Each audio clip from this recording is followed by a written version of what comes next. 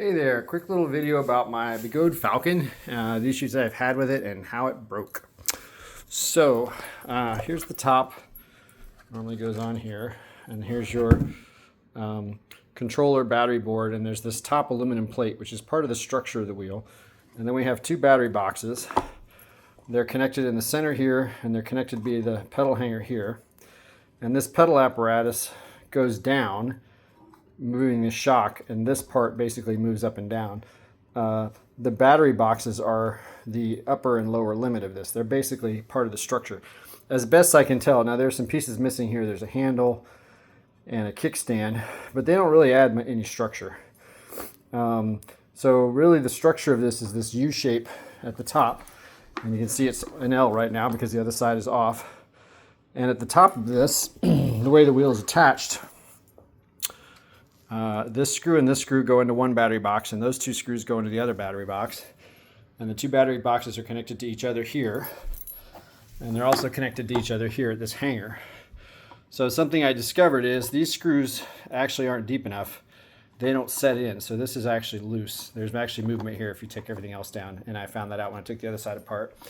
These screws up here, after going through this and with the washers, only go about 1/4 inch, at most maybe 5/16, but now it's closer to 1/4 inch or less, into this metal right here. And it's a cheap fine thread screw going into some crappy aluminum right here. And this is the battery box, because what happened when I was riding my wheel, I went down a stair, and when I landed, this pedal on this side dropped down all the way down. This pedal still had suspension and was springing. This one fell down all the way to the bottom because the battery box disconnected from this plate and fell all the way down. So you can sort of imagine that on this side. If this comes free here, this whole section falls down independent of the suspension. The suspension stays there. The hanger and everything just falls down off of the suspension, and the suspension stays on the upper plate. And you have no more suspension, and you have your thing down here. Also, these cables aren't long enough anymore to reach in here. Luckily, in my case, the cables didn't break. One of them pulled out on its own. The other one was kind of half out and twisted. And I sort of tried to carefully wrangle them out because you don't want to damage those high voltage cables where the battery power comes into the motherboard. And basically, you can see the holes here. 1, 2, 3, 4 holes. And that's all of your weight when you ride is supported on that. And there's basically 2 on each battery box, so 4 on each side, a total of 8 of these vertical screws. And all of the pressure up and down is going directly against this. And I don't know how well you can see that, but it's also countersunk. So the threads don't even start at the top of the box. So from that 1/4 inch I mentioned earlier, it's actually less than 1/4 inch of threads, and all those threads pulled out. I have the screw here. Here are some of the screws. Let me pick up one that still has, yeah. So as you can see on this one, you can see where the metal was in, and you can see where the threads pulled out, and it's in the threads. So I did a little experiment to see, because I don't know how deep this goes. This is a blind end threaded hole. On the inside of the battery box is the battery, so you don't want to screw in too tight and like accidentally puncture a battery, put pressure on a battery. But I wanted to see if I could sink them deeper, and I can. I was able to screw one of those screws in about an extra 1/8 of an inch, not that much, maybe a 1/16 of an inch, to catch a few more threads. And so I'm going to get some bolts that are long enough to do that, and I'm going to try that out to help out, and hopefully some better quality bolts. I wanted to try and take one of these battery boxes, open it up to see this plate, because you can see there's these screws here.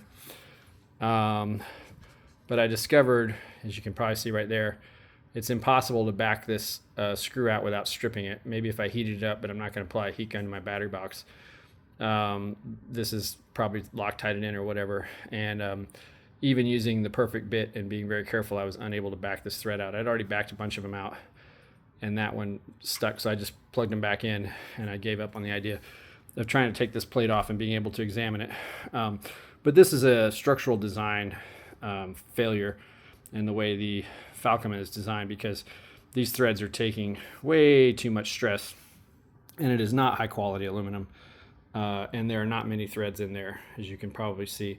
And there's some junk down the bottom from when it was machined, probably keeping the threads from going in as far as they could. And if you look at it from an angle, you can see it's graduated the tap. So like I said, there's first couple parts there that aren't even screws.